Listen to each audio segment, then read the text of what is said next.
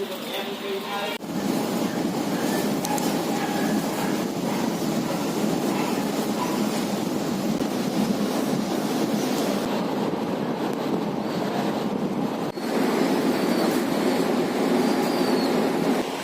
જીવદયા ચેરિટેબલ ટ્રસ્ટમાં આપણે બર્ડ વિભાગમાં છીએ।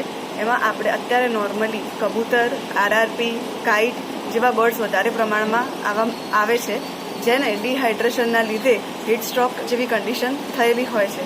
આપણે એની સારવારમાં અત્યારે ફ્લૂડ થેરાપી આપીએ છીએ, એના સાથે મલ્ટીવિટામિન્સ પણ આપીએ છીએ।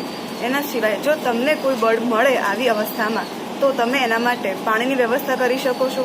એ પાણીમાં આપણે ORS અંદર નાખી શકીએ છીએ, એવું પાણી પીવડાવવું જોઈએ।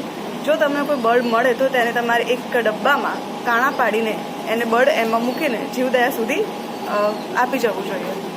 જીવદયામાં જે પણ બર્ડ્સ આવે છે આપણે તેને સૌથી પહેલાં ચેકઅપ કરીએ છીએ। રૂટીન ચેકઅપ પછી આપણે તેને ડિવર્મિંગ કરીએ છીએ અને જે ઈજાગ્રસ્ત ભાગ હોય ત્યાં આપણે એને ડ્રેસિંગ કરીએ છીએ। એ ઉપરાંત એને એન્ટીબાયોટિક આપીએ છીએ, પેઇન કિલર આપીએ છીએ, પછી તેને આપણે ટ્રાન્સફર કરીએ છીએ, નોર્મલ કેજમાં ટ્રાન્સફર કરીએ છીએ।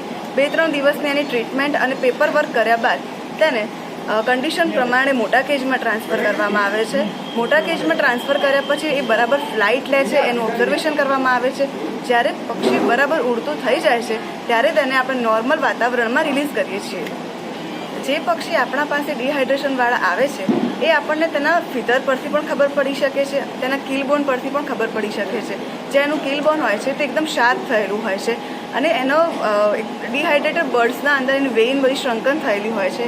એના પરથી આપણને આઈડિયા આવે છે કે આને ડિહાઇડ્રેશન થયું છે, તો આપણે એને ફ્લૂડ થેરાપી, RL છે, DNS છે વગેરે ફ્લૂડ આપણે આપીએ છીએ। જે બર્ડ આવે છે એ એક જગ્યાએ ખૂણામાં બેસી રહેલું હોય તો એના પરથી આપણને ખબર પડે છે કે આને ડિહાઇડ્રેશન થયું છે। જે ઉડી નથી શકતું, જે ઉડવાનો ટ્રાય કરે છે પણ નથી ઉડી શકતું, તો એની વિંગ્સમાં પણ કંઈ પ્રોબ્લેમ થયો હોઈ શકે છે।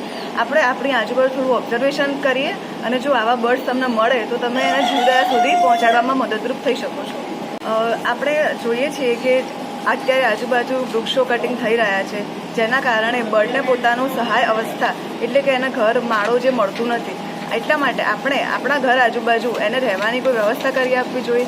એના માટે આપણે દાણાની વ્યવસ્થા કરવી જોઈએ।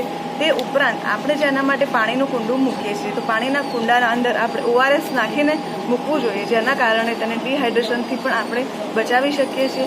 જો એવા પક્ષીને આપણે સપોર્ટ કરીશું તો એ ફરીથી એના એન્વાયરમેન્ટમાં ઉડી શકશે।